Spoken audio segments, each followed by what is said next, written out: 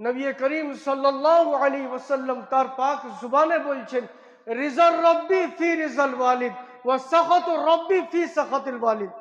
একটা মানুষ কোটি কোটি বছর দুনিয়াতে বেঁচে ছিল, কোটি কোটি বছর নামাজ পড়েছে, রোজা রেখেছে, হজ করেছে, যাকাত দিয়েছে, সদকা খয়রাত করেছে, মাদ্রাসা করেছে, মসজিদ করেছে, জনকল্যাণমূলক কাজ করেছে, কোটি কোটি ইতিমকে খাইয়েছে, জীবনে ব্যভিচার করেনি, জীবনে সুদ খায়নি, জীবনে ঘুষ খায়নি, জীবনে গুনাহ করেনি, কোনো কিচ্ছু করেনি।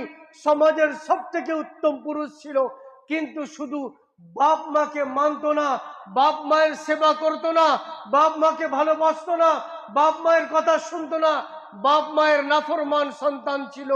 কোরআন আর হাদিস বলছে ও জাহান্নামী।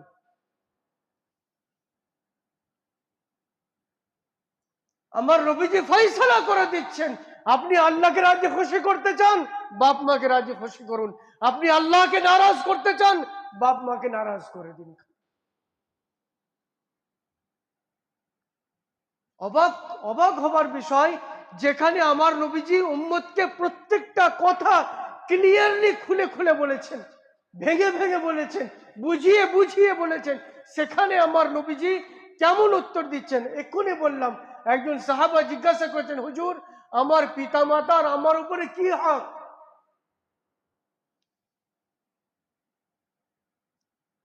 হুমা জান্নাতুকা ওয়া নারুকা, ওই দুজন তোমার জন্য জান্নাত, তোমার জন্য জাহান্নাম। এবার তুমি ফয়সালা করো, তুমি কি করবে। কোরআনে শতাধিক জায়গাতে